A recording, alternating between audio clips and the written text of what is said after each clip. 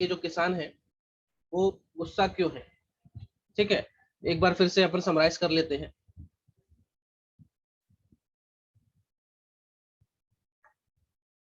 देखिए यहाँ पे पहली लाइन लिखी कि ईस्ट इंडिया का जो लैंड रेवेन्यू सिस्टम था, इसकी वजह से किसान बड़ा दिक्कत में आ गए, क्योंकि आपने देखा है कि इन लोगों ने परमानेंट सेटलमेंट शुरू किया, रैयतवारी शुरू शुरू की और महालवारी शुरू की।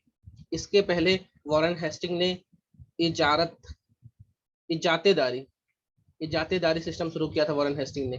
और इन सब में ये था, ईस्ट इंडिया कंपनी ये देख रही थी कि भाई जो खेती है उसमें बहुत सारा पैसा है, उसमें बहुत अच्छी उपज है, और राजा महाराजाओं को इन लोग इतना अधिक टैक्स दे रहे थे।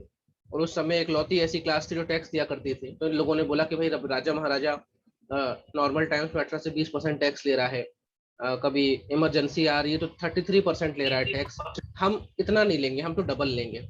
इन्होंने परमानेंट सेटलमेंट में 60% टैक्स लिया, रैयतवारी में कहीं 50 से 70% टैक्स लिया, और महालवारी में तो कहीं कहीं 80% तक टैक्स लिया। तो इन्होंने इतना ज्यादा जब टैक्स लिया, इन्होंने किसान से पूछा नहीं, अपने हिसाब से तय कर लिया। कहने को परमानेंट सेटलमेंट 10 साल के लिए था, कहने को सर्वे कराया गया था, लेकिन ये आप भी जानते हैं कि आज 2021 भी चल रहा है, तो भी हम इतने बड़े देश का सर्वे ढंग से नहीं करवा पाते। तो उस समय तो इन लोगों, इनके मन में चोट था ही पहले से, इनको तो सिर्फ पैसा चाहिए था, तो ये कैसा सर्वे कराए होंगे। तो heavy burden of new taxes, नए नए टैक्स इन पे लगा दिए गए। पहले जो अधिकतम टैक्स 30 से 33% होता था, वो अधिकतम 80-80% चला गया। ठीक है, इस वजह से जो किसान है वो मारा गया। कई बार फसलें खराब हो जाती थी, भाई कहीं बारिश हो रही, कहीं पाला पड़ रहा है, कहीं ओले गिर रहे हैं, कहीं सूखा पड़ रहा है। इतना बड़ा देश है, आज भी दिक्कतें हैं। उस समय तो पाकिस्तान वाला हिस्सा था हमारे पास, बांग्लादेश वाला हिस्सा था पूरा। लेकिन ये ईस्ट इंडिया कंपनी के ऑफिसर्स कुछ नहीं सुनते थे। उन्होंने बोला भाई हमने इतना टैक्स दिया, आप चुकाइए। और जब ये टैक्स लेने पहुंचते थे, लगान लेने पहुंचते थे, तो हर कोई आमिर खान तो होता नहीं है कि बैट बल्ला खेल के, क्रिकेट खेल के 3 साल का लगान माफ करवा ले। तो फिर ये पहुंच जाते थे मनी लेंडर्स के पास, यानी लाला के पास, कि भाई लगान तो चुकाना है। अंग्रेज अधिकारी बोला लगान दो, लेकिन इस साल तो खेती नहीं हुई, इस साल तो सूखा पड़ गया। फिर ये लाला इनको पैसे देता था कई गुना ज्यादा रेट पे, और फिर वो पैसा ले आके ये लगान चुकाते थे। तो लाला का भी पैसा चुकाना है, घर में खाने को नहीं है, खेती नहीं हुई है, उसका देखना है, और अगले साल फिर फसल लेनी है, उसके लिए बीज जो भी चाहिए, जो भी और खर्चा चाहिए वो करना है। तो किसान देखिए मारा जा रहा है। और यही ये कारण बनेंगे कॉजेस ऑफ डिसकंटेंट, यानी जिसे कहते हैं असंतोष के कारण बनेंगे, असंतोष के कारण बनेंगे। ठीक है, ये तो हमने पिछले क्लास में डिस्कस कर लिया है। उसके बाद ये तो हुई किसान की बात। पिछले क्लास में हमने देखा था कि हमारे देश की मिट्टी सोना उगले उगले हीरे मोती, बिल्कुल सही बात है।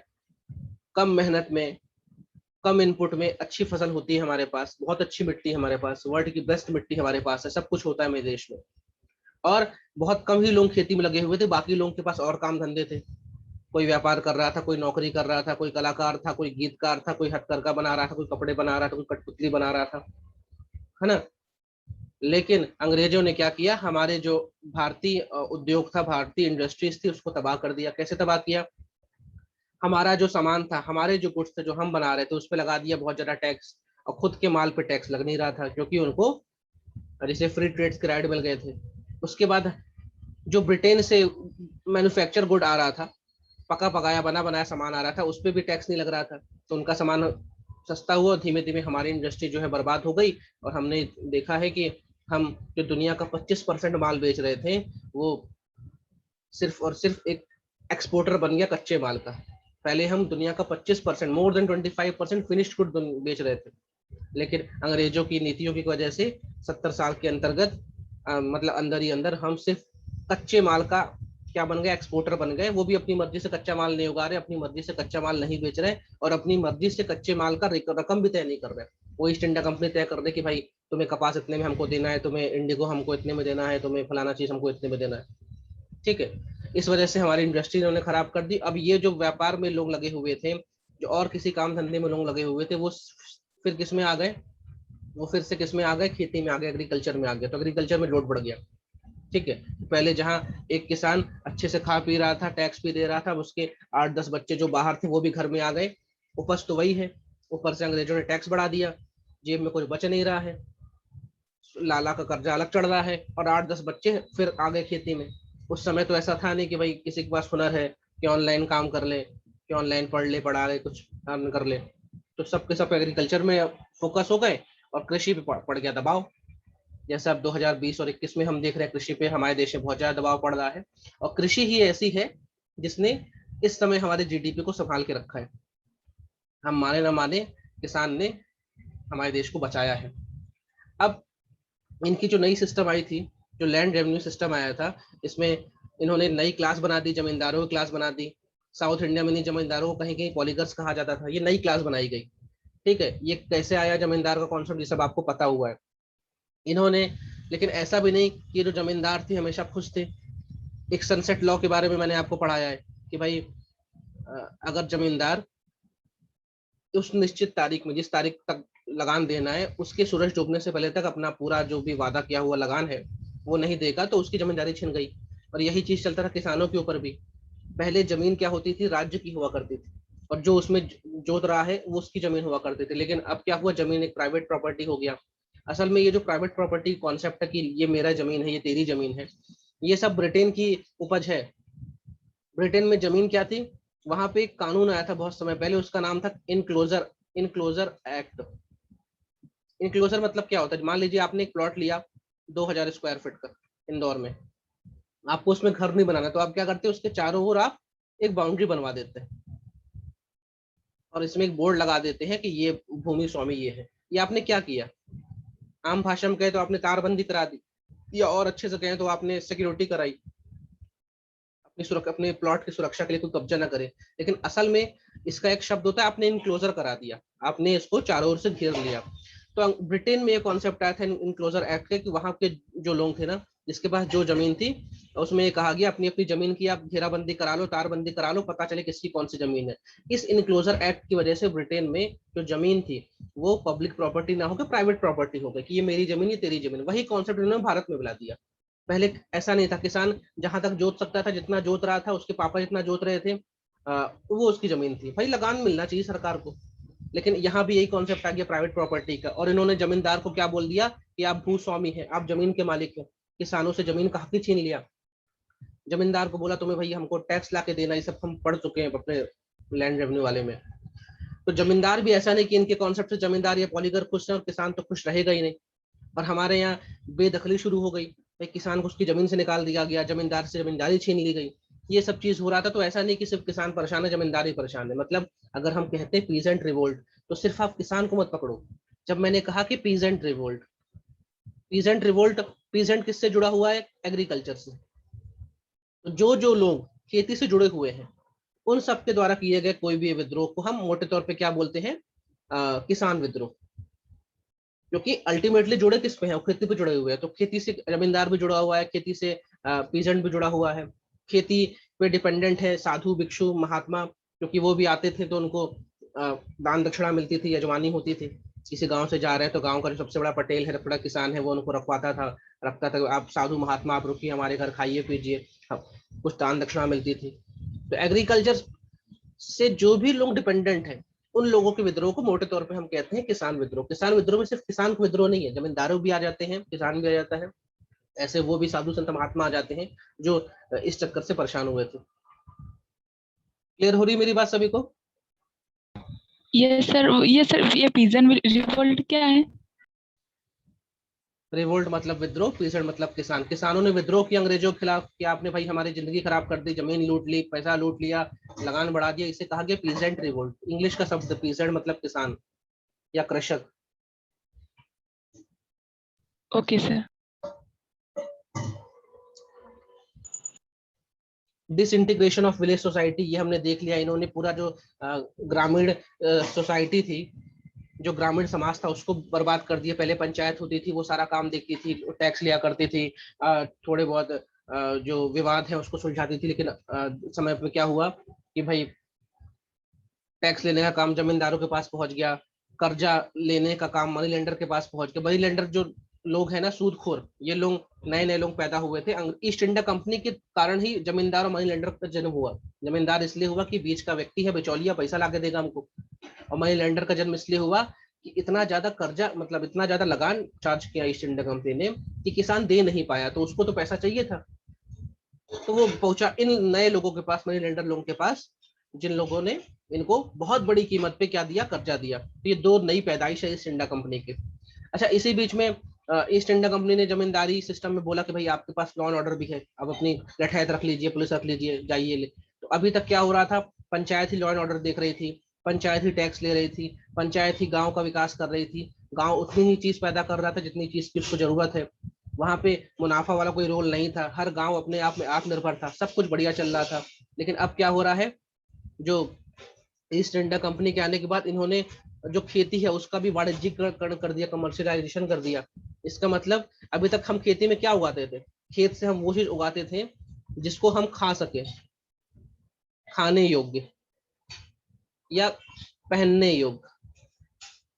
पहनने योग्य मतलब ऐसा नहीं कि कोई कपड़ा, खेती से कोई ऐसी फसल लेंगे जो पहन सके, मतलब पहनने योग्य मतलब हमने कपास उगाया जिससे हम कपड़ा बनाएंगे, है ना। और खाने योग्य तो आप जानते हैं, तो हमने इसमें दाल ले ली या चावल की, मतलब धान की फसल ले ली, ठीक है, या सब्जियां ले ली जिससे हम खा सके। लेकिन कमर्शलाइजेशन मतलब क्या हो रहा है, वाणिज्यिकरण मतलब क्या हो रहा है कि भाई अंग्रेजों ने कुछ ऐसी फसलों को लेना शुरू कर दिया जिसको इंसान खा नहीं सकता, जैसे क्या, नील की खेती। अब भाई आपने किसान, ये नील का मतलब क्या है, ये नील को अच्छे रेट में बेच रहे हैं, तो उस समय डाई का आविष्कार तो हुआ ही नहीं था, डाई बाद में आविष्कार होगा, जर्मन लोग करेंगे। कपड़े सफेद होते थे, सफेद कपड़े दो चार धुलाई में पीले पड़ जाते थे, तो नील का उपयोग आप जानते हैं, चार बूंदों वाला उजाला। लेकिन अब आपने नील की खेती इस किसान से कराई, मान लो अगर नील नहीं बिकी, आपने नील इससे नहीं खरीदी, तो ये किसान नील तो नहीं खा सकता ना, भूखा मर जाएगा, नील कैसे खाएगा।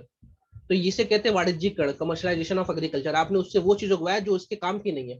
अब इस राम श्याम कबीर अहमद के लिए नील का क्या महत्व है, लेकिन आपने इससे नील उगवाई, जबरदस्ती उगवाई कि नील उगाओ, कपास उगाओ, पूरे खेत में कपास उगाओ। पहले क्या होता था, हो सकता था वो आधे हिस्से में कपास उगाता था, आधे हिस्से में टमाटर उगाता था, भिंडी लौकी उगाता था कि अपने खाने के लिए सब्जी हो जाए। लेकिन अब आपने बोला नहीं, पूरे एरिया में कपास उगाओ, पूरे एरिया में इंडिगो उगाओ। और कल को उसकी फसल खराब हो गई, कल को उसकी फसल नहीं बिकी, कल को आप ही मुकर के हमें इंडिगो नहीं खरीदना है, तो वो तो बेचारा इंडिगो नहीं खा सकता ना, तो बर्बाद हो गया। इसे कहा जाता है कमर्शलाइजेशन ऑफ एग्रीकल्चर, कि आपने किसानों से जितनी मतलब उसकी आवश्यकता से कई गुना ज्यादा उगवाया। जैसे मान लो उसकी आवश्यकता है 10 क्विंटल की, और आपने बोला नहीं नहीं, तुम 100 क्विंटल की खेती लो, ये भी कमर्शलाइजेशन है, कि बाकी जो 90 क्विंटल है वो तुम बेचवा रहे हो या उससे पैसा कमाओगे, या तुमने वो चीज इससे उगाने को मजबूर की जो कि इसके जरूरत की नहीं है। आपने इससे इंडिगो उगवा दिया, आपने रबर प्लांटेशन शुरू करा दिया, जंगल काट के बोला रबड़ के पेड़ लगाओ, ठीक है, आपने बोला कि चाय लगाओ, आपने बोला कॉफी लगाओ, ठीक है। आज भी जो चाय कॉफी उगाता है, कॉफी की प्लांटेशन करता है, वो अपने घरों में कॉफी नहीं पीते, कॉफी महंगी चीज है, ठीक है बेचारे, लेकिन उगा रहे हैं। लेकिन अब तो चलो पैसा मिलता है उनको, अच्छा। लेकिन ये जब शुरू हुआ था तब इनके साथ ये क्या, इसको क्या कहा जा रहा है, कमर्शलाइजेशन ऑफ एग्रीकल्चर, यानी कृषि का वाणिज्यिकरण किसे कहा गया, ये है कृषि का वाणिज्यिकरण। और इसमें सबसे बड़ा जो है इंडिगो फार्मिंग, और इंडिगो को लेकर बहुत सारे विद्रोह होंगे, और गांधी जी वाला विद्रोह भी हो गया, मतलब इसी नील की खेती को लेकर। तो अभी तो हम 1857 की पहले के कृषक विद्रोह देख रहे हैं, तो इसमें तो नहीं मिलेगा, लेकिन मिलेगा, बहुत अच्छे से पढ़ेंगे। अब हम शुरू करते हैं विद्रोह के बारे में, कौन कौन से विद्रोह हुए थे। ध्यान रखिए, खेती से डिपेंडेंट जो लोग थे, जो खेती पे निर्भर थे, उनके द्वारा किए गए विद्रोह को हम सब रखते हैं एक कैटेगरी में, इसे कहा जाता है कृषक विद्रोह। कृषक विद्रोह, फिर से बोल रहा हूँ, ऐसा नहीं है कि जो विद्रोह सिर्फ किसानों ने किया है वही कृषक विद्रोह है। किसान, जमींदार, पॉलीगर, धार्मिक लोग, सन्यासी, फकीर, ये सब कृषक विद्रोह में ही आएंगे, क्योंकि अल्टीमेटली इन सबका खाना खर्चा घर कैसे चल रहा था, खेती से चल रहा था। तो जो पहला है, और काफी इंपॉर्टेंट भी है, और अभी शायद मेरे ख्याल से 26 जून को एक विशेष व्यक्ति की पुण्यतिथि थी, उनके बारे में दिखाऊंगा मैं। ये अभी करंट अफेयर्स में भी आ गया है, सन्यासी विद्रोह, ठीक है। चलिए, इस कभी कभी इतिहास ना करंट अफेयर्स में आ जाता है। खैर, तो सबसे पहला है वो है सन्यासी विद्रोह। देखिए, आपको इसमें याद क्या रखना है, पहली चीज विद्रोह का नाम, दूसरा उसका टाइम पीरियड, तीसरा लोकेशन, और चौथा उसका लीडर। यानी क्या क्या याद रखना है, नाम, टाइम, लोकेशन, भाई कहाँ हुई है, और लीडर का नाम, ये याद रखना है। और इसके साथ हुआ क्या, ये तो सबको पता है, अल्टीमेटली अंग्रेजों ने तो सारे विद्रोह को दबा ही दिया, कोई ऐसा विद्रोह नहीं है जिसने अंग्रेजों को दबा दिया। ठीक है, तो रिजल्ट सबको पता है, लेकिन ध्यान रखिए कि भाई सन्यासी विद्रोह हुआ तो कहाँ हुआ, बंगाल में, बिहार में, या फिर पंजाब में, तो बंगाल में लोकेशन हो गई, टाइम 1763 से 1800। ठीक है। अब ऐसा नहीं कि अ, इतनी लंबी लड़ाई चली, ये होती थी, बंद हो जाती थी, अंग्रेज मारते थे, फिर छुप जाते थे, फिर लड़ते थे। और लीडर का नाम ध्यान रखना पड़ेगा, लीडर वेरी वेरी इंपॉर्टेंट। तो सन्यासी विद्रोह में नाम पे चलते, सन्यासी तो आप लोग समझ गए होंगे, सन्यासी फकीर जिन्होंने सन्यास ले लिया है। अब ये तो खेती कर नहीं रहे, फिर भी मैं बोल रहा हूँ कि ये कृषक विद्रोह है और 1857 के पहले हुआ है। असल में क्या था, देखिए हिंदुओं में सन्यासी होते हैं और मुस्लिमों में फकीर होते हैं। ठीक है, ये दोनों को आप लोग जानते हैं कि ये लोग भिक्षा भिक्षा लेते हैं, धर्म की बातें बताते हैं, और वे घुमंतु होते हैं, ऐसा नहीं कि घर परिवार लेके एक जगह बैठे रहते हैं। ठीक है, तो साधु संत महात्मा या फकीर, ये हिंदू के हैं, ये मुस्लिम के हैं। अब इनके साथ हुआ क्या, इनका जो टाइम पीरियड है 1763 से 1800 गए। सबसे ज्यादा ये जिसे कहते हैं एक्सट्रीम हुआ था 1772 में, तो कहीं कहीं किताबों में आपको सन्यासी विद्रोह 1772 लिखा होगा, लेकिन ये चला लंबा था। अब हुआ क्या था ये जानना है। देखिए, ये जो लोकेशन है ये बंगाल की लोकेशन है। बंगाल मतलब आज का बंगाल पूरा, आज का उड़ीसा और आज का बांग्लादेश। तो बंगाल वाली लोकेशन पे जो हिंदू सन्यासी हैं, इनके इनके बहुत सारे तीर्थ स्थल थे वहां पे। जैसे आज सबसे बड़ा जो तीर्थ स्थल मैं बंगाल नहीं बोलूंगा, उसका नाम है गंगा सागर। गंगा सागर क्या है, कैसा दिखता है, गूगल कर लेना। तो गंगा सागर में कौन जा रहा है, हिंदू जा रहा है। आप लोगों के परिवार में से कई लोग भी गंगा सागर की यात्रा में गए होंगे। और जो फकीर थे यानी जो मुस्लिम वाले थे, उनके भी कई सारे जो श्राइन्स थे, कई सारे जो उनके मस्जिद थे, वो भी उधर के इलाके में थे, क्योंकि भाई बंगाल में तो नवाब रहे हैं ना, बंगाल में तो मुस्लिम डायनेस्टी रही है, तो बहुत सारे अच्छी अच्छी चीज वहां पे थे। तो ये लोग क्या करते थे, एक निश्चित समय में, खासकर जब बारिश हो जाती थी उसके बाद वाले समय पे निकला करते थे। कहाँ से, यूपी से निकलते थे और बिल्कुल पद यात्रा करते हुए निकलते थे, जाते थे बंगाल में। जैसे कांवड़ यात्रा आपने देखी होगी कि निकलते हैं बकायदा और आते जाते हैं, और बीच बीच में लोग उनका स्वागत करते हैं, फूल माला देते हैं, खाने को देते हैं। ऐसा जब ये जिस जगह से निकलते थे, वहां के जिस भी गांव में रात में ठहरते थे, वहां के गांव वाले उनकी सेवा करते थे, इनको पैसा देते थे, इनका सम्मान करते थे, सब कुछ बढ़िया चल रहा था, क्योंकि किसान के पास भी पैसा था, राजा के पास भी पैसा था, सब कुछ बढ़िया था। ठीक है। लेकिन अंग्रेजों को, अंग्रेज तो जानते नहीं थे, वो तो धर्म में घुसना शुरू करे, उनको पता ही नहीं क्या होता है। उन्होंने देखा कि यदि सन्यासी जो फकीर लोग हैं ना, ये गांव में आते हैं, गांव का खाते हैं, गांव के लोगों को पैसा देते हैं, कभी कभी ये गांव के लोगों से पर्टिकुलर पैसा ही मांगते हैं कि हमको 5 रुपए दो, मैं 100 रुपए दो। जैसे किन्नर लोग आते, कहीं बोलते नहीं आपके घर बच्चा हुआ है, 5 हजार लगेगा, और फिर वो 1200-1500 में मान जाते हैं। लेकिन ना हमारे मन में कोई बुराई होती है कि ये 1500 क्यों ले गए, ना उनके मन में बुराई होती है कि हमने 5 हजार मांगा, इन्होंने 1500 दिया। लेकिन कोई तीसरा व्यक्ति भी सोचेगा ये कौन लुटेरे आगे, बताओ, इसके घर में बच्चा हुआ और ये पैसा लेके चलेगा। ऐसा अंग्रेज सोच रहा था कि ये लोग आते हैं, पैसा लेके चले जाते हैं, इससे जमींदार से भी पैसा ले जाते हैं, किसानों से ले जाते हैं, खाते पीते हैं, कौन लोग है ये। तो अंग्रेजों ने, ईस्ट इंडिया कंपनी ने इनको बोला कि अब आप जो अपनी धार्मिक यात्राएं करते हैं ना, ये बंद करिए, और अगर आपको करनी है तो आप एक टैक्स दीजिए, धार्मिक कर दीजिए। तो इनका दिमाग खराब हो गया यार कि मंदिर मस्जिद जाने के लिए टैक्स देना पड़ेगा, और टैक्स तुमको कौन दे, तुम कौन होते हो। क्योंकि इस समय तक ईस्ट इंडिया कंपनी मालिक नहीं बनी, लेकिन इस समय तक बैटल ऑफ बक्सर हो चुकी है, और बैटल ऑफ बक्सर के बाद इनको दीवानी राइट्स मिल जाएंगे। जब दीवानी राइट्स मिल जाएंगे तो ये लगान लेने पहुंचते थे किसानों के पास और जमींदारों के पास। तभी ये देखते थे कि सन्यासी भी आ रहे हैं और इनका खाना खर्च चल रहा है, ये आराम से इनका चल रहा है, जलवा चल रहा है। तो ईस्ट इंडिया कंपनी को लगा यार ये आदमी लोग तो यार हमारा खर्चा या हमारा कट ले रहे हैं, तो इन्होंने टैक्स लगा दिया।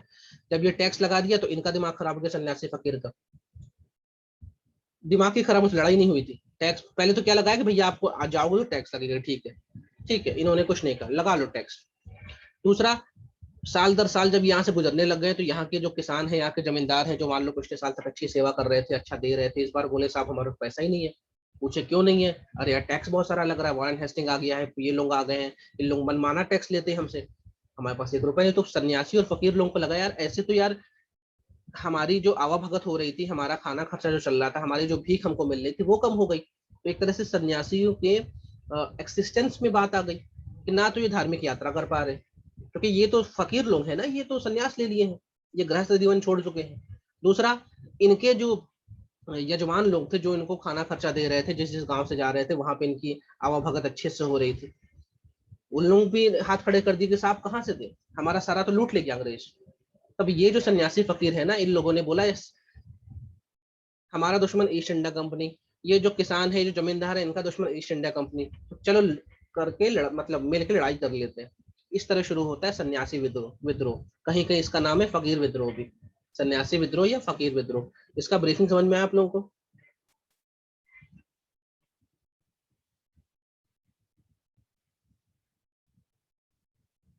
Yes sir.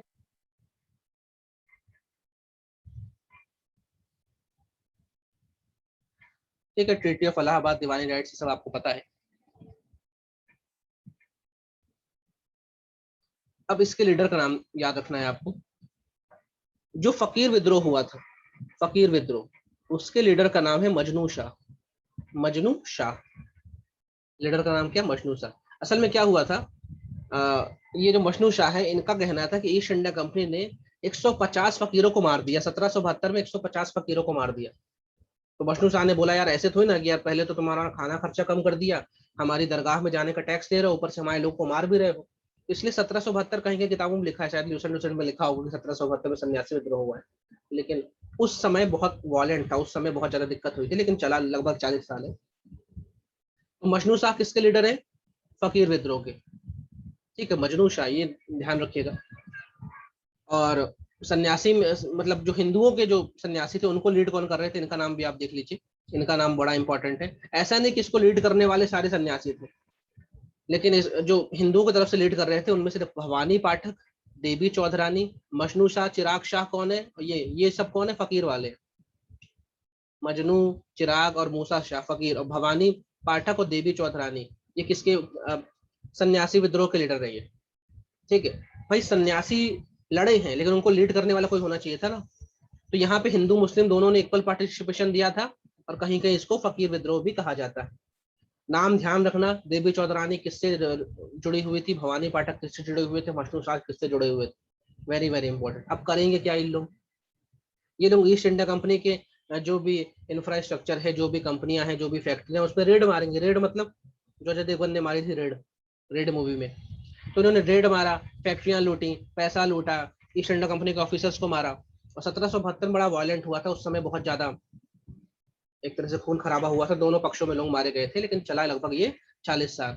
आपको लोकेशन याद रखनी है, आपको रीजन पता होना चाहिए। रीजन फॉर मेंस, लीडर का नाम फॉर प्रीलिम्स सुमेलित करने में आएगा मैच द फॉलोइंग। ठीक है।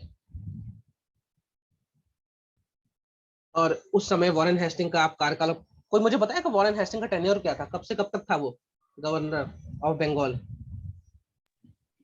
1772 से 1784।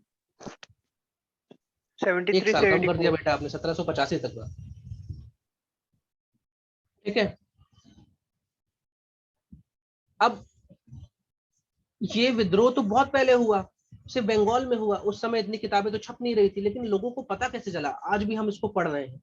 ये जो व्यक्ति आपके सामने दिख रहे हैं, ये बड़े ही सम्मानीय व्यक्ति हैं हमारे भारत के मॉडर्न हिस्ट्री में। इनका नाम है बंकिम चंद्र चट्टोपाध्याय, या बंकिम चंद्र चटर्जी भी कहीं कहीं कहा जाता है इनको। 26 जून को, अभी जो 26 जून गुजरी है, इनकी जन्म तिथि थी। तो मैं कोई शायद एमसीक्यू में देख रहा था डेली वाला, उसमें लिखा हुआ था कि 26 जून को किसकी जन्म तिथि मनाई जाती है, यानी पुण्य तिथि मनाई जाती है, बंकिम चंद्र चट्टोपाध्याय साहब की। ये इसलिए भी इंपॉर्टेंट है, देखिए पहली चीज, जब भी इनका नाम आता है तो आपको याद आता है कि इन्होंने आनंद मठ नाम की एक किताब लिखी, आनंद मठ। ठीक है। अब ये किताब इतनी इंपॉर्टेंट क्यों है? हमारे देश का राष्ट्रीय गान है कि राष्ट्रीय गीत वंदे मातरम? कोई मुझे बताएगा ये क्या है, नेशनल एंथम है कि नेशनल सॉन्ग है? राष्ट्रगीत। राष्ट्रीय गीत, वेरी गुड। तो हमारे देश का जो राष्ट्रीय गीत है वो इस किताब के अंदर लिखा हुआ है, और ये किताब लिखी थी ये भाई साहब ने। अच्छा, इसी किताब में इन्होंने जिक्र किया किसका? सन्यासी विद्रोह का। इसी किताब में इन्होंने बताया कि एक सन्यासी और फकीर विद्रोह हुआ था। अब बड़ी रोचक बात, ये किताब लिखी गई है 1882 में, और सन्यासी विद्रोह इससे 100 साल पहले हुआ था। तो लोग तो इसको भूल गए थे, फॉरगॉटन हिस्ट्री थी, इसको लोग भूल गए थे कि ऐसा कुछ हुआ था। लेकिन इस व्यक्ति ने बताया नहीं, हुआ था, हुआ था। अंग्रेजों को पसीने आ गए थे, अंग्रेजों ने बाद में मारा पीटा भी, लेकिन हुआ था। इन्होंने एक और किताब लिखी, देवी चौधरानी नाम से। अब आपके दिमाग में क्लिक कर रहा होगा देवी चौधरानी कौन है? ये उसी सन्यासी विद्रोह के लीडर थे। इनकी एक और किताब है देवी चौधरानी। ठीक है। तो ये जो व्यक्ति हैं, इन्होंने ईस्ट इंडिया कंपनी में अच्छे पदों में काम किया है, और बाद में नौकरी छोड़ भी दी थी। और उसके बाद इन्होंने भारतीय लोगों को बताया कि किस तरह हमारे इतिहास में भारतीय लोग ईस्ट इंडिया कंपनी के खिलाफ लड़े थे। ठीक है, तो इन्हीं के द्वारा ही हम आज जान पाए कि भवानी पाठक, देवी चौधरानी ने क्या क्या किया था। तो ये बहुत इंपॉर्टेंट लेजेंडरी फिगर है। 2021 के भी करंट अफेयर्स में ये घूम रहे हैं, है ना। और अभी तो अब जैसे अभी हमारी सरकार की मंशा है कि हम जो हमारे अनसंग हीरोज हैं, जो हमारे इतिहास के जो ऐसे छुपे हुए किरदार हैं जिनके बारे में लोग जानते नहीं है, उनको बाहर ला रही है, उनके बारे में प्रतियोगिता करा रही है। अभी किसी आप में से कोई स्टूडेंट ने मुझे कोई लिंक भेजा था कि साहब इसमें कुछ ऐसे उसे लिखना है, किताब लिखनी है हमारे अनसंग हीरोज के बारे में, जो कि भाई भगत सिंह के बारे में सब जानते हैं, सुभाष चंद्र बोस के बारे में सब जानते हैं, बंकिम चट्टोपाध्याय के बारे में बहुत कम लोग जानते हैं, बस इतना जानते हैं आनंद मंड लिखा था। भवानी पाठक के बारे में कोई जानता ही नहीं, देवी चौधरानी के बारे में कोई जानता भी नहीं है।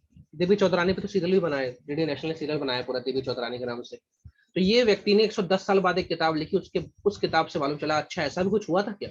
तो सन्यासी और फकीर विद्रोह बहुत इंपॉर्टेंट है, इसको दुनिया को बताने का श्रेय इनको जाता है, बंकिम चंद्र चट्टोपाध्याय को, या इन्हीं को कहा जाता है बंकिम चंद्र चटर्जी। चटर्जी या चट्टोपाध्याय एक ही चीज है, ये नाम थोड़ा सा कास्ट में ऊपर नीचे लिख देते हैं कहीं कहीं। तो आप लोगों को क्लियर हो गया सन्यासी और फकीर विद्रोह। आपको पता है क्यों हुआ, आपको लोकेशन पता है, आपको लीडर का नाम पता है, और आपको टाइम पता है, और ये पता है कि बंकिम चंद्र चट्टोपाध्याय का क्या रोल था इसमें। अच्छा, जो अगला जो विद्रोह हुआ वो मिदनापुर और दालभूम का विद्रोह था। मिदनापुर और दालभूम जो है, इसमें आपको मिलेगा मिदनापुर का एरिया, ये देखिए, ये जो एरिया है ये मिदनापुर का एरिया है, मिदनापुर। ठीक है, तो 1760 में ये शुरू हुआ था मिदनापुर डिस्ट्रिक्ट में। असल में हुआ क्या था, ईस्ट इंडिया कंपनी, आपने जैसे देखा 1757 की क्रांति के बाद से ही, प्लासी के बाद से ईस्ट इंडिया कंपनी बंगाल वाले एरिया में हावी होने लग गई है, अपना आदमी इसने बैठा दिया है। और उसके बाद बक्सर के बाद तो इनको पूरे पूरे दीवानी राइट से मिल जाएंगे, लेकिन प्लासी के बाद से ही ये मालिक बन के बैठ गए, मालिक तो ही है। धीमे धीमे इन्होंने क्या एरिया लेना शुरू कर दिया, यहाँ पे हम टैक्स उठाएंगे, और जब ये टैक्स लेंगे तो भैया जहाँ 1 रुपया आप टैक्स दिया करते थे वहां ये 50-50 रुपए टैक्स ले रहे हैं, तो इंसान कब तक देगा, लड़ेगा तो भाई, और जब लड़ेगा तो विद्रोह होगा। तो यहाँ पे क्या हुआ, 3000 इधर के 3000 जमींदार, तालुकदार और किसानों ने मिलकर विद्रोह कर दिया। और ये विद्रोह क्यों हुआ था, जब मैंने आपको लैंड रेवेन्यू सिस्टम पढ़ाया था तो मैंने बताया था सबसे पहले जो हमारी भूमि व्यवस्था है उसमें सुधार लाने की कोशिश की थी उस समय के तत्कालीन governor of Bengal Warren Hasting ने। तो वॉरेन हेस्टिंग ने जब सुधार लाया था, तो सुधार उसकी नजर में सुधार था, लेकिन आपने तो बर्बादी कर दी। तो इसको लेकर बड़ा विरोध हुआ था, इतारेदारी जो था, और इसमें यहाँ पे थोड़ा सा विद्रोह हुआ था। ये विद्रोह लगभग 8 साल चला है, इस विद्रोह को दबा दिया भी गया है, लेकिन आपको ध्यान रखना है कि विद्रोह कहाँ हुआ है। मिदनापुर में हुआ था। मिदनापुर आज कहाँ है, आज मिदनापुर कहाँ है, कोई आज मिदनापुर कहाँ है, इंडिया में कि बांग्लादेश में, कोई बताए। इंडिया में है सर। क्योंकि ये जो मैप दिख रहा है ना आपको, ये आज वेस्ट बंगाल का मैप है, तो ये इंडिया में है मिदनापुर। तो ये बस आपको इतना ध्यान रखना है कि हुआ क्यों था, लैंड रेवेन्यू सिस्टम की वजह से हुआ था, इतारेदारी के सिस्टम की वजह से हुआ था, और इसकी लोकेशन आपको ध्यान रखनी है। इसका कोई लीडर नहीं था मेन,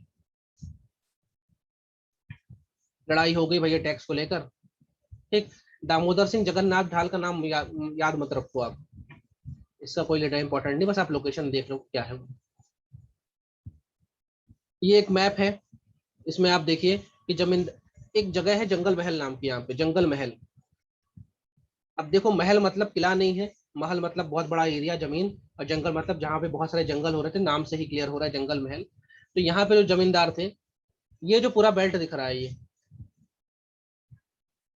ये खड़गपुर रेलवे स्टेशन, ये जो पूरा IIT खड़गपुर, यहाँ पे इसको जंगल महल कहा जाता था। और यहाँ पे ईस्ट इंडिया कंपनी ने क्या किया, टैक्स बहुत बढ़ा दिया, और उस टैक्स के चक्कर में यहाँ पे लड़ाई हो गई थी, जिसको फिर बाद में जमींदारों ने भी साथ दिया और ईस्ट इंडिया कंपनी ने उनको दबाई दी अल्टीमेटली। तो जंगल महल का विद्रोह कहाँ हुआ था, बस लोकेशन ध्यान रखो, और कोई इंपॉर्टेंट नहीं है लोकेशन क्या है, कि ये आज के कहाँ पे, आज के झारखंड में हुआ है। ठीक है, उस समय के बंगाल वाले एरिया में था। एक और विद्रोह है, इसका नाम है मोए मारिया विद्रोह। मोए मारिया जो विद्रोह है, टाइम पीरियड मत याद रखो। ठीक है, इसमें क्या हुआ था, मोए मारिया कौन थे, ये छोटी कास्ट के जानवर थे, मतलब सॉरी जानवर, सॉरी गलत हो गया, छोटी कास्ट के फार्मर थे।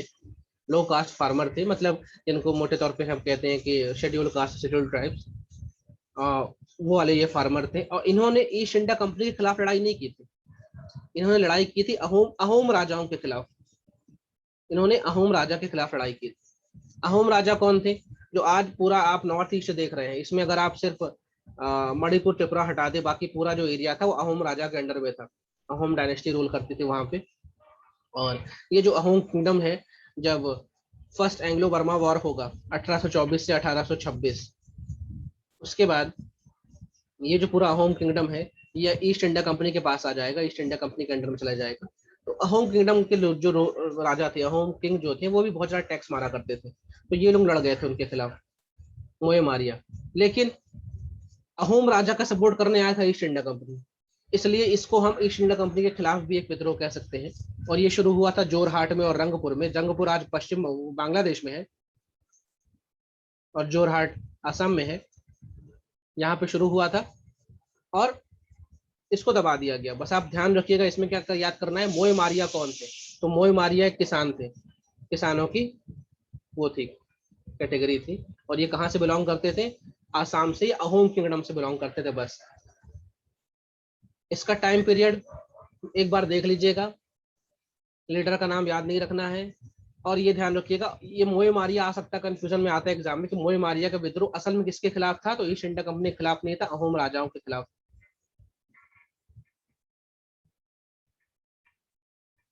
ठीक है, तो अहोम राजाओं को सपोर्ट करने आई थी ईस्ट इंडिया कंपनी, इसलिए अल्टीमेटली ईस्ट इंडिया भी लड़ गई थी।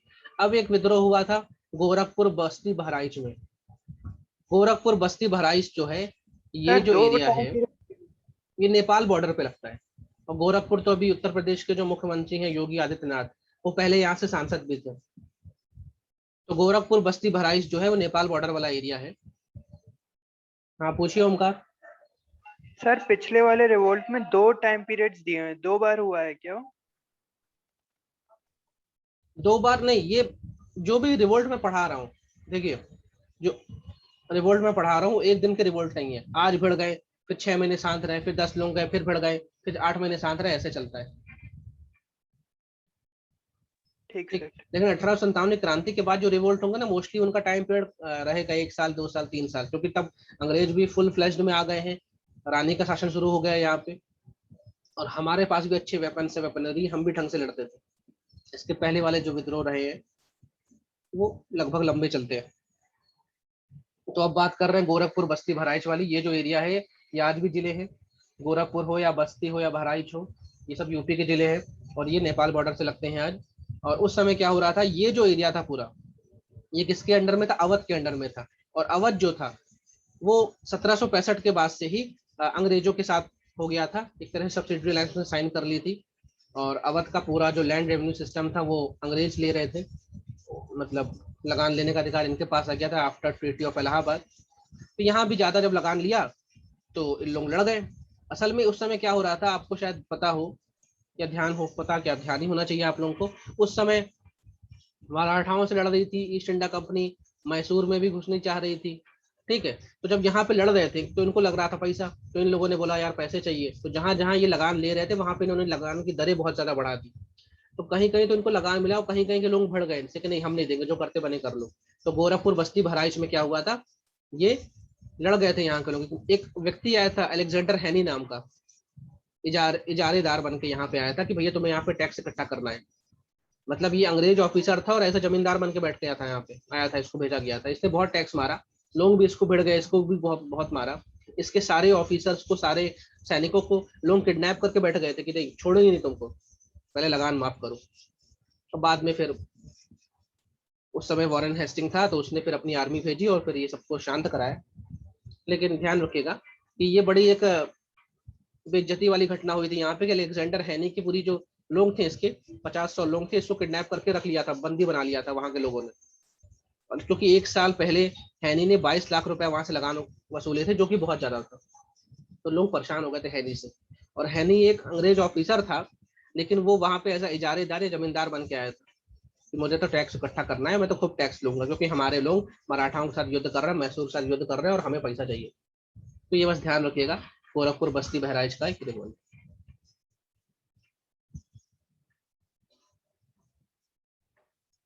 ये देखिए नेपाल, नेपाल के साथ बॉर्डर है।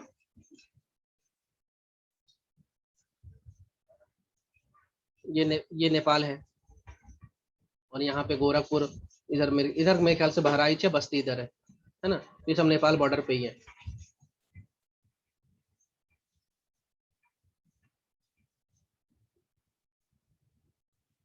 अब अगला विद्रोह जो है पाला माऊ का विद्रोह। पाला माऊ कहाँ पड़ता है? आज प्रेजेंट डे झारखंड में पड़ता है। और पाला माऊ जो है झारखंड में भी जो छोटा नागपुर का प्लेट्यू वहां पड़ता है। और छोटा नागपुर आप जानते हैं हमारे देश की सबसे ज्यादा खनिज के भंडार छोटा नागपुर पठार में ही है। यहाँ भी यही हुआ कि भाई इनको पता चल गया कि भाई अंदर वाली चीज तो, यहाँ पे टैक्स सिस्टम बहुत शुरू किया इन्होंने, टैक्स हर जगह से लूट रहे थे। रीजन आपको समझ में आ गया है। इस समय तक जिसे हम कहें कि मराठाओं के साथ ये भिड़ रहे हैं, मैसूर के साथ लड़ चुके हैं, लेकिन मैसूर में बड़ा खर्चा हो गया है। ठीक है, तो इनके पास पैसा कम है। दूसरा रेगुलेटिंग एक्ट आ चुका है, उसके बाद पिट्स इंडिया एक्ट आ चुका है। और इन सारे एक्टों में यही बोला गया भैया अपना खाना खर्चा देश से निकालो, लड़ाई करते हो तो खुद ही देखो, अपनी सैलरी खुद ही देखो। इस वजह से इनको चाहिए था पैसा और इन्होंने हर जगह पैसा लूटा। कहीं कहीं के लोगों को दे दिया, कहीं कहीं लोग इनसे भिड़ गए। पाला माओ में विद्रोह हो गया। 2 साल लगभग विद्रोह चला। यहाँ के जो किसान थे, यहाँ के जो जमींदार थे, सब साथ हो गए। वो जमींदार जिनकी जमींदारी छिन गई थी वो इनके साथ हो गए। और भूखन सिंह नाम का एक व्यक्ति था जो वहाँ की चेरो ट्राइब का मुखिया था, और उसने ये विद्रोह शुरू किया था। और बाद में 2 साल के अंदर विद्रोह हुआ, कई लोग मारे गए, लेकिन अल्टीमेटली ईस्ट इंडिया कंपनी इसको दबा दिया। तो आज जो पाला माऊ है, पाला माऊ आज झारखंड में आता है। और आप लोग देखना, क्या पाला माऊ में के पास कोई नेशनल वो है क्या, कोई राष्ट्रीय उद्यान है क्या, कोई टाइगर रिजर्व है क्या, देख लेना थोड़ा सा, है ना। कोई इंपॉर्टेंट जगह है पाला माऊ। तो भूखन सिंह जो है उसको मार दिया गया। अल्टीमेटली जो भी लीडर होते थे ना उनको मार देते थे, लीडरों को छोड़ते नहीं थे। लेकिन पाला माऊ का विद्रोह ध्यान रखना है कि 1857 क्रांति से पहले हुआ था। और रीजन वही है, सब जगह रीजन किसका है? लगान का रीजन है। लगान आप हमसे बहुत ले रहे हैं और हम इतना लगान आपको दे नहीं पाएंगे। ये देखिए लोकेशन, ये पाला माऊ की लोकेशन है। आज धनबाद के पास है पाला माऊ, है ना। और ये जो पूरी बेल्ट दिख रही है, ये छोटा नागपुर प्लेट्यू की बेल्ट। यहाँ पे आपको बहुत सारे मिनरल्स मिलेंगे, कोयला मिलेगा यहाँ पे।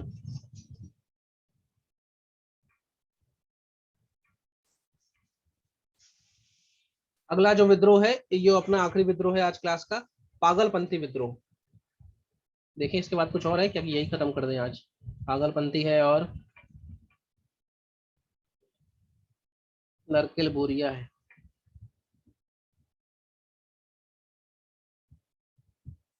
फैरासी नहीं, आज नहीं हो पाएगा। अपन पागलपंथी पढ़ते हैं। और पहली चीज तो क्या ये पागल थे? नहीं, ये पागल नहीं थे। तो कौन इनको पागल कहता था? जैसे आप लोग तैयारी कर रहे हैं तो हो सकता है आपके मोहल्ले वाले बोले यार पागल है यार, 10-10 घंटे पढ़ता रहता है। तो भाई तुम्हारे कहने से क्या होता है?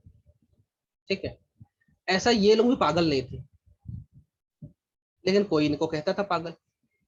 इनके नाम के को मैं संधि विच्छेद करूं तो एक शब्द आता है पागल, एक शब्द आता है पंथी। पंथी मतलब सेक्ट। हर धर्म में कुछ ऐसे लोग होते हैं जो अपनी नई कल्चर, नई कस्टम्स अपनाते हैं। जैसे हिंदू में भी कुछ लोग कबीर की बात मानते तो कबीर पंथी हो गई, है ना। कुछ लोग दादू दयाल की बात मानते हैं, उनके जैसे जो उन्होंने कहा उसको मानते तो वो दादू पंथी हो गए। तो जो लोग पर्टिकुलर किसी मतलब हैं सब हिंदू, लेकिन उन्होंने किसी एक नेता, किसी एक नायक को लेकर उनकी बात को अनुसरण करना शुरू कर दिया है, तो उन्हें पंथ कहा जाता है कि धर्म के अंदर ही सेक्ट निकलते हैं। और पागल मतलब ये एक पंथ वाले थे, मतलब एक निश्चित लोग थे। और इनको पागल कौन कहता था? इनको उस समय के समाज के जो बड़े लोग थे, जो अंग्रेजों के वफादार थे, वो इनको पागल कहते थे। क्यों? क्योंकि यार ये अंग्रेजों के खिलाफ लड़ने गए, ईस्ट इंडिया कंपनी के खिलाफ लड़ गए, तो अपन इनको पागल कहते थे। लेकिन ये पागल नहीं थे। ठीक है, तो पागलपंथी मूवमेंट 50 साल चला है। और इस मूवमेंट की जो शुरुआत हुई है वो 2 ट्राइब्स थी, एक थी हजोंग, एक थी गारो। हजोंग और गारो, ये मेन सिंह डिस्ट्रिक्ट है। आज ये मेन सिंह डिस्ट्रिक्ट आपको मेघालय में मिलेगा। और मेघालय का अगर मैं मैप बनाऊं, ऐसा है मेघालय, नीचे बांग्लादेश है। इसके मोटे तौर पे 3 हिस्से हैं, एक है गारो, एक है खासी और एक है जयंतिया। ठीक है, तो गारो नाम की नदी है यहाँ पे, गारो नाम की पहाड़ी है यहाँ पे, और गारो नाम की जनजाति भी है यहाँ पे। तो हजोंग और गारो जनजाति के लोग जो हैं इन लोगों ने ये शुरू किया था मूवमेंट अंग्रेजों के खिलाफ, और इन सबको बोला जाता कि पागलपंथी, कि ये लोग कैसे लड़ने जा रहे हैं अंग्रेजों के खिलाफ। और ये लोग लड़े क्यों हैं? ये सब किसान थे, इनकी जमीन छीन ली गई, इनसे टैक्स बहुत ज्यादा मारा गया, ऐसे इनके साथ कुछ जमींदार भी थे जिनकी जमींदारी छीन ली गई, लड़ गए आपस में। और जो ऊपर क्लास के लोग थे, हाई क्लास के लोग थे, वो इनको मैड या पागल बोलते थे कि सिर्फ पागल है। इसका लीडर ध्यान रखिएगा, करम शाह। करम शाह इस पागलपंथी विद्रोह का लीडर था। और उसके बाद जब वो मर जाता है तो उसका बेटा टीपू आता है, टीपू। तो एक टीपू यहाँ है और एक टीपू टीपू सुल्तान है। तो दो टीपू, एक टीपू पागलपंथी मूवमेंट का लीडर है और एक टीपू तो आप जानते ही हैं। और यहाँ भी वही हुआ, भैया लगान ज्यादा मांगते थे, तो एक दिन ऐसा है कि हम लगान नहीं देंगे, लड़ाई झगड़ा शुरू हो गया, तो तुम हमको मारो, हम तुमको मारेंगे। तो कई जमींदारों के घर जला दिए गए अंग्रेजों ने, तो बाद में जमींदारों ने और लोगों के साथ मिलकर इनको मारा। अल्टीमेटली ईस्ट इंडिया कंपनी ने इस विद्रोह को दबा दिया, क्योंकि उनके पास बंदूकें हैं, उनके पास लोग हैं, पावर है, पैसा है। ठीक है, तो ये आपको इलाका दिखेगा, main Singh division, bordering Meghalaya. अच्छा हाँ, सही बात है, मेन सिंह तो आज ये जाता है बांग्लादेश में। देखो मैं आपको मैप सही बनाया था, लेकिन मैं आपको बता उल्टा रहा था। मेघालय के तो 3 ही जिले हैं, गारो, खासी और जयंतिया। ठीक है, और ये जो मेन सिंह है, देखो इसके ऊपर ये जो एरिया है ना, ये पूरा मेघालय है। मेघालय ऐसे चढ़ा है ऊपर बांग्लादेश के। तो ये मेन सिंह जो बॉर्डर जिला है वो आज बांग्लादेश में आता है। तो ये है पागलपंथी मूवमेंट। चलो इसको खत्म ही कर देते हैं। अगला जो अपराइजिंग है वो है नरकल बेरिया। नरकल बेरिया अपराइजिंग जो है 1831 में हुई है। रीजन सब यही है कि भैया आप हमसे टैक्स मांग रहे हैं या हमको परेशान कर रहे हैं। लेकिन ये थोड़ा इंपॉर्टेंट हो जाता है, नरकल बेरिया जो है, इसमें इन लोगों से जबरदस्ती नील की खेती कराई जा रही थी। नील की खेती, जब कहीं शब्द है ना प्लांटेशन, इसका मतलब जो खेत जो हम फसल लेंगे उसमें पौधा पौधा लगेगा, पौधा आएगा, पौधे में फल आएंगे या बीज आएंगे। जैसे हम चाय की खेती करते हैं उसे प्लांटेशन कहते हैं, कॉफी को भी प्लांटेशन कहते हैं, रबर को भी प्लांटेशन कहते हैं, क्योंकि वहां प्लांट आता है, पौधा आता है। इंडिगो में भी पौधा आता है। तो नरकल बेरिया जो था वो इंडिगो प्लांटेशन के कारण हुआ था। देखिए नील की खेती जो है, पहले तो नील को मैंने बोला है इसको खा नहीं सकते आप ये लोग क्यों उगा रहे हैं हमसे, क्योंकि इसको यूरोप में जाके बेचेंगे अच्छे रेट में। दूसरा, नील जो है हमारी फसल बेकार कर देता है, क्योंकि नील के जो है वो हमारी जो जमीन होती है ना उसको एसिडिक बना देता है, एसिड बढ़ा देता है, जिससे उसकी जो यील्ड है, जो उसकी उत्पादकता है वो कम हो जाती है। और किसी भी एक जमीन पे अगर 5-6 साल लगातार नील की खेती आप ले लो तो जमीन बंजर हो जाती है। वो पानी बहुत ज्यादा पीती है और पानी को स्टोर नहीं करती, रोकती नहीं है, उसमें खारापन बहुत आ जाता है। तो ये भी विद्रोह कर रहे थे। उस समय तक इनको पता नहीं था कि नील की खेती जमीन को बंजर करती है, लेकिन उनको ये पता था कि हम नील की खेती करें ही क्यों, नील खा तो नहीं सकते ना। लेकिन अंग्रेज मारते थे, डांटते थे, करना है आप। और जब करना था तो भाई गुस्सा हुआ। दूसरा क्या हुआ, ये जो, इसको थोड़ा सा मैं इसका नाम दिखाऊं आपको, नरकल बेरिया लोग थे यहाँ पे। इसी एरिया, इसी क्षेत्र में फैराजी लोग हुआ करते थे। फैराजी मुस्लिम सेक्ट था। जैसे हमने अभी बोला कि पागलपंथी हिंदुओं में एक सेक्ट है, पंथ है, वैसे फैराजी मुस्लिमों में एक सेक्ट है। ये लोग बड़ी बड़ी दाढ़ी रखते थे, तो बड़ी बड़ी दाढ़ी। उस समय ईस्ट इंडिया कंपनी ने बोला अपने जमींदारों से कि भैया दाढ़ी का टैक्स लेना शुरू करो, बेयर टैक्स। सुनने में अजीब लगता है ना, लेकिन वो ले रहे थे दाढ़ी का टैक्स, कि जो दाढ़ी बढ़ाएगा उसको टैक्स देना पड़ेगा, या तो दाढ़ी कटवाए या तो दाढ़ी का टैक्स दे, है ना। और लेकिन उस समय जो जमींदार थे वो थे हिंदू, और उनको क्या कहा गया था, उसको अंग्रेजों ने कहा था कि इन मुस्लिम लोगों से आप क्या लिए, दाढ़ी का टैक्स लीजिए। तो यहाँ पे कम्युनल एंगल भी आ रहा कि हिंदू आदमी, हिंदू जमींदार मुस्लिम को कैसे बोल रहा कि अपने धर्म की दाढ़ी या बढ़ाए नहीं बढ़ाए, काटे नहीं काटे, उस पर टैक्स ले रहा। दूसरा, ईस्ट इंडिया कंपनी नील की खेती ले ही रही है। ठीक है, तो यहाँ पे कम्युनल एंगल भी आ गया है, सांप्रदायिक रंग भी आ गया है, नील की खेती का भी रंग आ गया है। और इसका जो लीडर था वो एक मुस्लिम किसान था, उसका नाम था तीतू मीर। तीतू मीर याद रखिए, पूरा नाम तो मीर नीथर अली है, लेकिन तीतू मीर आप याद रखिए। तो तीतू मीर ने नरकल बेरिया अपराइजिंग को लीड किया, या कहीं कहीं इसका नाम आता है फैराइजी विद्रोह, ये भी आता कहीं कहीं, ये वही चीज है, फैराइजी विद्रोह भी यही चीज है। फैराइजी विद्रोह का भी लीडर कौन है, तीतू मीर ही है। नरकल बेरिया अपराइजिंग भी तीतुमीर में आई था, फैराइजी भी तीतुमीर में आएगा। ठीक है, दोनों एक चीज है। नरकल बेरिया जो है एक एरिया है, और वहां पे नील की खेती हो रही थी, इसका विरोध वो कर रहे थे। और दूसरा जो फैराजी लोग थे, जो बड़ी बड़ी दाढ़ी रखते थे, उससे वहां के जो हिंदू जमींदार थे वो अलग से बियर टैक्स यानी दाढ़ी का कर ले रहे थे, दाढ़ी रखोगे तो टैक्स देना पड़ेगा, इसलिए ये विद्रोह हुआ था। अल्टीमेटली रिजल्ट क्या है, अंग्रेजों ने इसको दबा दिया, ठीक है। और ये कम्युनल भी आ जाता है क्योंकि यहाँ पे मुस्लिम किसानों ने हिंदू जमींदारों के खिलाफ लड़ाई की। हाँ ठीक है, उस समय विलियम बेंटिक था। कैसे पता विलियम बेंटिक है?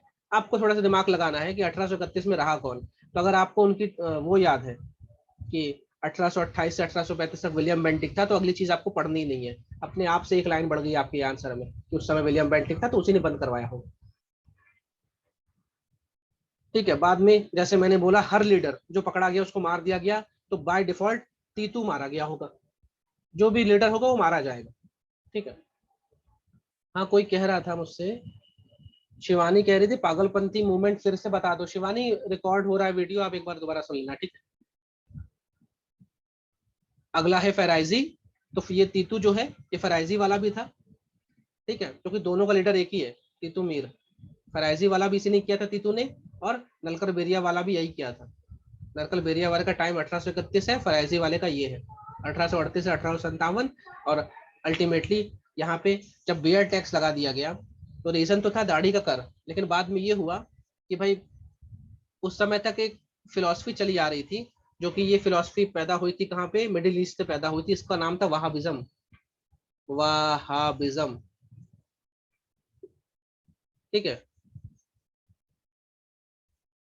इसमें लिखा होगा ना, मैंने इसके बारे में देखा, हाँ ये लिखा था वहाबी आइडियोलॉजी। तो शुरू में तो जो फराजी लोग थे ये अंग्रेजों से इसलिए लड़ रहे थे कि आप हमारे धर्म के ऊपर क्यों घुस रहे हैं, हमारी दाढ़ी हमारी टोपी पे क्यों चढ़ रहे हैं। बाद में ये बहुत लंबा चला था, तीतू मीर हमेशा छुपता रहा, अल्टीमेटली उसको मार दिया गया, सर उसको मतलब उसको गर्दन काट के उसकी गर्दन टांग दी गई थी तीतू मीर की। बाद में ये मूवमेंट थोड़ा सा कैसा हुआ था, रिलीजियस भी हो गया था, धार्मिक रंग इसमें आ गया था, क्योंकि वहाबिज्म की जो आइडियोलॉजी थी, वहाबिज्म मतलब ये था, ये आइडियोलॉजी सऊदी अरब ये वाले एरिया से आई थी। इस आइडियोलॉजी में ये था कि जो भी मुस्लिम लोग हैं, जो भी इस्लाम लोग हैं, वो जो कुरान में जो बात लिखी गई है कि भैया ऐसे ही करना है, महिलाओं को ज्यादा मौके नहीं देना है, और ये कब्र जो मजार है यहाँ पे नहीं जाना है, और हमें अपने कुरान की बात मानना है, ये जो एक आइडियोलॉजी है उसको फॉलो करने की कोशिश करवा रहा था फराइजी मूवमेंट। तो फराइजी मूवमेंट वहाबिज्म की आइडियोलॉजी से प्रेरित था, और यहाँ पे बीच बीच में, और थे तो सब ये किसान ही, किसानी करेंगे, टैक्स नहीं देंगे तो लड़ाई तो वो भी होगी। मतलब ये किसान का मूवमेंट भी है, धार्मिक मूवमेंट आ ही गया था, दाढ़ी का टैक्स ले रहे थे। दूसरा एक आइडियोलॉजिकल मूवमेंट भी है कि जहाँ पे वहाबिज्म की आइडियोलॉजी को प्रोपोगेट किया जा रहा था कि रेडिकल मुस्लिम बनना है, हमें हमें ज्यादा विकास की ओर नहीं जाना है, हमें अपने धर्म को नहीं छोड़ना है, और हमें इनकी बात को नहीं मानना है, ठीक है। और इसमें ये भी था कि जो ये लोग काफिर लोग हैं, यानी ईस्ट इंडिया कंपनी वाले या जो हिंदू, दोनों दोनों काफिर हैं या दोनों विदेशी हैं, बाहरी हैं, इनको भगाओ यहाँ से, इनको हटाओ यहाँ से, ठीक है। तो शुरुआत में तीतू मीर ने इसका इसका लीड किया, तीतू मीर को टांग दिया गया, मार दिया गया। उसके बाद ये जो व्यक्ति है इसका नाम है शरीयत अल्लाह, इसने इस मूवमेंट को लीड किया था। इसका नाम इंपॉर्टेंट नहीं है, आप तो तीतू मीर बस याद रखो कि तीतू मीर जो है फराइजी वाला था, बाद में मार दिया गया था। और फराइजी मूवमेंट किस आइडियोलॉजी से प्रेरित था, वो था वहाबिज्म वाली आइडियोलॉजी से। क्लियर है सभी को?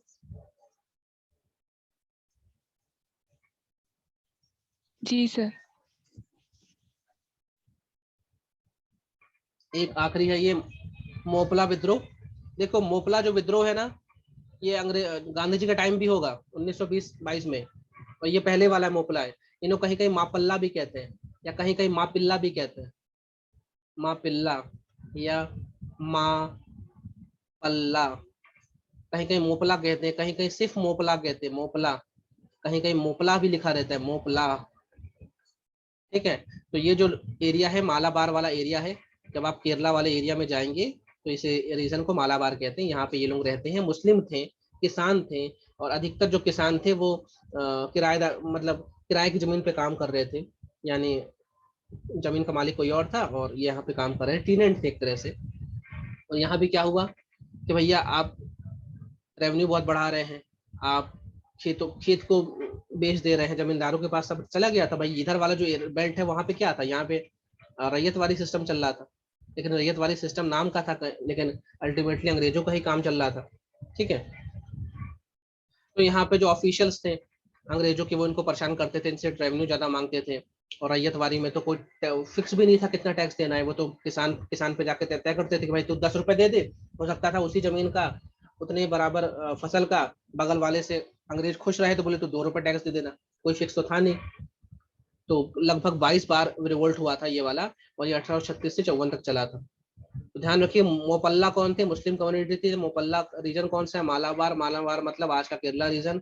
और ये एक मोपला विद्रोह 1920-22 में भी होगा, जिसमें गांधी जी भी लीडर रहेंगे, उससे गांधी जी भी इसको सपोर्ट करने जाएंगे, लेकिन ये पहले वाला हुआ है। अच्छा लिखा तो है यहाँ पे 1920 खिलाफत मूवमेंट करते हैं। तो ये हो गया आपका 1857 की क्रांति से पहले जो इम्पोर्टेंट कृषक विद्रोह थे या पीसेंट रिवॉल्ट थे। एक चार्ट बना लेना, फिर से मैं कह रहा हूँ, ये तो मैंने पूरी कहानी समझाई, एक चार्ट बनाना है ऐसा, उसके 4 हिस्से करना।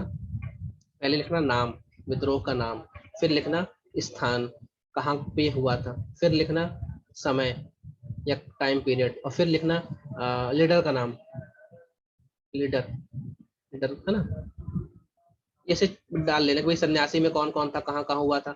अब कहाँ हुआ था तो अगर बंगाल लिख दो तो चलेगा, ठीक है। फरायजी में कौन था, ठीक है, फकीर में कौन था, ऐसे लिख लेना, ऐसे चार्ट बनाए ना तो क्लियर हो जाएगा। और ऊपर हेडिंग डाल देना कि 1857 से पहले कृषक विद्रोह,